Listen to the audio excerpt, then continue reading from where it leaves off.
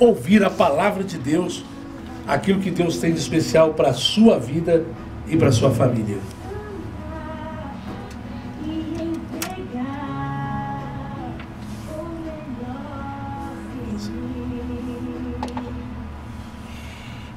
O tema dessa mensagem que eu quero trazer ao seu coração é chamados ou escolhido. Esse tema está baseado no livro de Mateus, capítulo de número 25, aonde traz a parábola das 10 virgens. Essa parábola, ela é uma comparação que Jesus faz acerca dos últimos dias, aonde ele fala sobre duas igrejas em um só lugar. Ele fala da igreja prudente e da igreja imprudente, da igreja sensata e da igreja que tem o coração preparado para ir morar no céu. Mas o que me chama a atenção, chamados ou escolhidos. O livro de Mateus, capítulo de número 20, verso 16b, diz que muitos são chamados e poucos escolhidos. Quando eu vou na parábola das 10 virgens, vejo lá 10 tipos de crentes, 10 crentes, sendo que 5 preparados e 5 despreparados. Mas todos 10 na mesma igreja. As duas formalidades de cristão dentro da mesma igreja. Mas, porém, com comportamento, com compromisso, com a mente voltado cada um para um objetivo. Um para Deus e outro para si próprio. E quando o texto diz muitos são chamados e poucos escolhidos, eu vejo aqui 2 grupos. O grupo dos chamados e o grupo dos escolhidos. E é isso que eu quero conversar um pouquinho com cada um dos irmãos nesse momento. Primeiro, quero mostrar aqui a separação deste grupo. Primeiro, Noé e sua família. É um exemplo disso. A Bíblia diz que Noé estava no meio de um povo, e quando Deus fala para ele preparar a arca, e que ele começa a construir, muitas pessoas começaram a achar Noé louco. Começou a achar Noé doido. Não estou entendendo, Noé. Para que você está fazendo esse barco, Noé? Porque Deus mandou. E por que Deus mandou? Porque está vindo uma chuva forte aí. E essa chuva vai alagar a cidade. E eu acredito que vai ser uma destruição total aqui. Noé, deixa de ser bobo, Noé. Deus vai fazer isso. Afinal de contas, nossa terra não é nem de chover. Como é que Deus vai fazer isso? Mas a Bíblia diz que durante 120 anos, Noé pregou para aquele povo. Noé anunciou a palavra àquele povo. Mas o povo não deram ouvido. Quando a arca termina, Deus diz: Noé, pega a sua família, põe na arca. Pega os animais, um casal de cada, põe na arca. Quando Noé entra na arca, a Bíblia diz que Deus lacrou a porta. Não foi Noé que fechou a porta, foi Deus que lacrou. E a chuva desceu. E a chuva desceu. De repente, tudo começou a alagar, tudo começou a cair no dado. As águas começaram a cobrir as casas. Homens começaram a morrer. Muitas pessoas bateram na arca e disseram: Noé, eu agora acredito em você. Mas já era tarde demais. Deus está te dando a oportunidade nessa manhã de você escolher que grupo que você quer ficar, dos chamados ou dos escolhidos. Porque muitos podem ser chamados, mas os escolhidos são aqueles que Deus vai escolher. E Deus só escolhe aquele que dá lugar. Deus só escolhe aquele que abre o coração. Deus só escolhe aquele que quer realmente estar no centro da vontade de Deus. E nós vemos outros exemplos como Ló e sua família, que escaparam com vida de Sodoma e Gomorra. Deus ia destruir a cidade. E Deus disse isso a Abraão. E Abraão disse: Deus, por favor, deixa eu lhe fazer uma pergunta. Deus disse: para, meu filho, se em tal cidade tiver 100 justos, o senhor vai destruir? Deus disse: por causa dos 100 eu não vou destruir. Mas se tiver 50, o senhor vai destruir? Deus disse: por causa dos 50 justos que tiver lá, eu não vou destruir. Tiver 10, tiver 5, Deus disse: não é? Abraão, fala o que você quer. E Abraão disse, Deus, lá tem meu sobrinho, que são servos teus, temente a tu, que é Ló e sua família. Deus então foi lá, mandou o anjo, tirou Ló da cidade, com a sua família, mandou sair da cidade, e a cidade foi totalmente destruída pelo fogo. E uma coisa que me chama a atenção, que Deus disse ainda a Ló e sua família, vai e não olha para trás. A mulher de Ló olhou para trás e virou uma estátua de sal. O que quer dizer isso? Olhar para trás. Há momentos na nossa vida, meu irmão, que não vale a pena olhar para trás. Há momentos na nossa vida, queridos, que não vale a pena olhar para trás. O alvo é para frente. O alvo é Jesus. O alvo é Cristo. Olha para Cristo. Olha para o alvo. Se direciona a tua vida no alvo. Quantas pessoas vivem de passado? Chora pelo passado. Pega umas agendas e começa a escrever o diário da vida e fica olhando aquela coisa amargurenta, triste, angustiante do passado e chora e chora. Meu irmão, para com isso. Eu quero deixar Isaías 43:18. Esqueça das coisas que se passaram e não lembrei mais dela, porque eis que faço coisas novas. Aleluia! Deus quer fazer coisas novas fluir na sua vida. Aleluia! Queridos, e o mais interessante, que a porta é estreita por poucos e é encontrada a porta larga, que está superlotada de pessoas. Isso é uma coisa interessante, né? A porta estreita, são poucos que passam por ela, diz a Bíblia. Mas a larga, ela é superlotada. Por que a larga? Porque a larga é tão superlotada, porque ela leva as facilidades. Ela leva tudo pode. Ela não leva a renúncia. Lá ela aceita você da forma como você é, até ainda vai. Mas ela continua aceitando as coisas ruins que vai com você.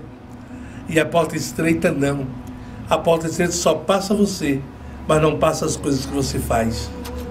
Então, meu querido, coloca hoje no teu coração uma renúncia. Renuncia o mundo, renuncia o pecado, renuncia as coisas desta vida. Abrace Jesus, prioriza Jesus, coloca Ele como prioridade na tua vida e tudo vai, você vai ver o tanto que vai ser bom. Sabe por quê? Porque Jesus tem um plano de vida eterna para você. O que mais me chama a atenção, que na parábola do semeador havia 4 tipos de solo, somente uma frutificou, apenas uma. Interessante, né? Muitos são chamados, poucos escolhidos. O semeador sai para plantar em 4 tipos de lugar. Somente na terra boa é que produziu e deu muitos frutos. Como é o teu coração? A terra está boa ou está má? O teu coração está aceitando hoje a palavra de Deus com alegria? Ou o teu coração está rejeitando a palavra de Deus? A Bíblia diz que aquele que envergonhar o Senhor nessa vida será envergonhado naquele grande dia. Mas o que receber Cristo hoje com alegria, Cristo o receberá com alegria naquele grande dia. Então, meu amado, a escolha é tua. De que lado você quer ficar? Dos chamados ou dos escolhidos? O escolhido de Deus não se influenciará com as más companhias, antes permanecerá na convicção chamada por Deus. Tem pessoas que elas são fáceis de ser influenciadas. Está na igreja, é uma bênção, mas de repente ela coloca no coração, poxa, eu vou ganhar aquele camarada ali para Jesus e para mim. Aí a moça, o rapaz, eu vou ganhar aquela moça para Jesus e para mim. Mas de repente ela não consegue ganhar e se torna ainda ganhada por ele, para fazer a vontade do mundo, os prazeres do mundo. E nós tivemos a insatisfação de ver uma situação tão crítica, uns tempos atrás, de uma moça linda, bonita, chamada Ana Paula. Essa moça chegou no pastor Mauro e disse, pastor, eu não quero mais vir para os grupos, não quero participar mais dos jovens, porque eu conheci um rapaz, e ele é muito lindo, pastor, e ele mexeu com o meu coração. E eu disse, filha, você pode continuar na igreja, buscando a direção de Deus para a tua vida, orar a Deus, e ver se esse rapaz é de Deus para a tua vida. Não, pastor, Deus já mandou, é meu e pronto, acabou. Conclusão, meus filhos, Conclusão, meu amigo, você que está me ouvindo agora, ela saiu da igreja, teve um caso com esse rapaz, engravidou, e uns dias depois eu fui no enterro dela, porque estava com AIDS. É lamentável falar disso, mas é uma realidade. Não se iluda somente com o que os teus olhos vê. Não deixa ser iludida. Mulher, principalmente jovem, gosta muito de ouvir aquelas palavras do pé do ouvido romântica, aquelas palavras: eu te amo, você é linda. E de repente, querido, a sua carne se alimenta com essas palavras, mas você não sabe o triste futuro que isso pode lhe causar. Você está entendendo? Salomão, na sua palavra, diz, Provérbios capítulo 16, verso 30, se não me engano, que diz que há caminhos que parecem ser bom homem, mas o fim dele é caminho de morte. Verifique o caminho que você tem andado. Analise se Deus está no controle da tua vida. Verifique se realmente Deus está te direcionando para o lugar que você está indo. Que de repente Deus não está na direção. E é você que está tomando a frente de Deus. Então preste atenção. Eu não quero ser melhor do que você, mas estou trazendo essa palavra de orientação para te dizer que Jesus tem o melhor para você. E o melhor que Jesus tem para você, tem que buscar dele. Deus, eu quero estar no centro da tua vontade e não da minha vontade. E para Deus direcionar a tua vida, você tem que renunciar aquilo que é teu, para que Deus direcione. Os chamados, eu quero só rapidamente falar do grupo dos chamados. Os chamados não tem Cristo como sua rocha. Que é isso, pastor? É verdade. Olha bem, os que são chamados apenas apegam-se a operações miraculosas. Por que ele está na igreja? Porque ele viu um milagre acontecer e ele ficou atraído. Mas ainda não foi escolhido, porque ele ainda não entregou o coração de verdade. Ele está lá influenciado pelo milagre. Os chamados apegam-se aos sinais e sabedoria humana. Poxa, eu estou ali porque aquele irmão canta demais. Eu vou lá porque eu admiro ele cantar. Mas ele não foi escolhido, porque ele não deu lugar para Deus marcar a vida dele. Os chamados estão misturados nos santos, mas não são justos, não são santos. Os chamados estão na festa, mas não usam vestes apropriadas da festa. A Bíblia diz, no livro de Mateus, capítulo 23, verso de número 11 ao 13, de uma parábola de um senhor que mandou chamar as pessoas mais ricas da cidade para sua festa. Só que diz a história que ninguém foi. Aí ele diz: então chama os mendigos, chama os pobres e manda vir para minha festa. E só que no meio da festa tinha um que não estava com as vestes apropriadas de festa. E ele percebeu. E no meio da multidão ele olhou e disse: por que você não veio apropriado? Por que você está despreparado? Isso são chamados. Está no meio da festa, mas não entrou na festa.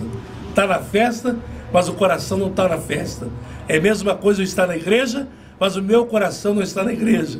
Eu estou no culto, mas o meu coração não está cultuando. Eu estou assistindo o culto só, mas eu não estou cultuando. Eu não estou adorando. Eu não estou orando. Eu não estou dedicando. Vamos ficar em pé e ficar sentado. Vamos dobrar os joelhos e fica sentado. Vamos levantar as mãos e fica de braços cruzados. Vamos adorar a Deus, ele fica de olhos abertos. De olhos abertos. E aí, meu querido, essa pessoa não está adorando. Ele está simplesmente assistindo um culto.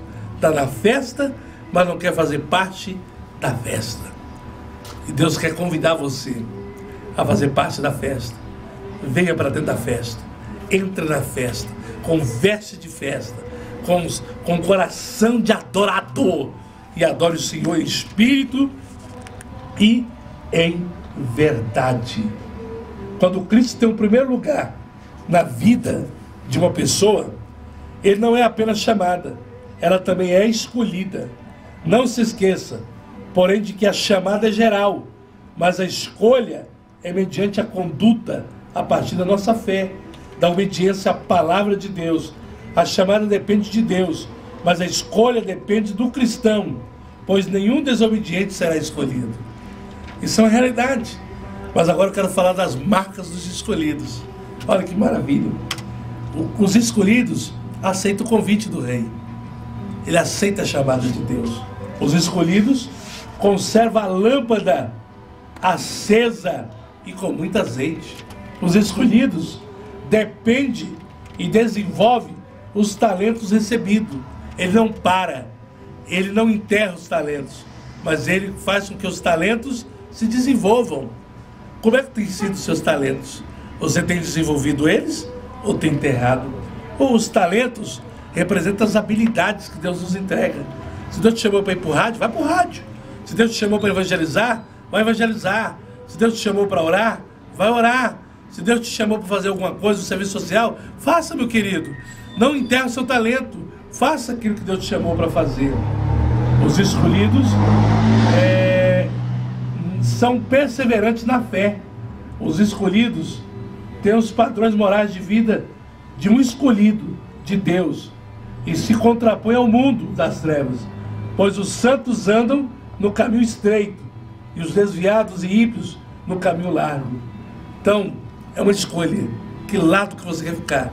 Dos escolhidos ou dos chamados? A recompensa dos escolhidos, que é o mais importante. Por que vale a pena ser escolhido? Porque tem recompensa. Por que vale a pena estar do lado de Cristo? Porque tem recompensa. E quais são as recompensas? Serão protegidos por Deus. Segundo, não serão objetos de manipulação ou condenação diabólica. Por quê? Porque aqueles que estão em Cristo Jesus, nenhuma condenação. Coisas velhas se passaram e tudo se fez novo.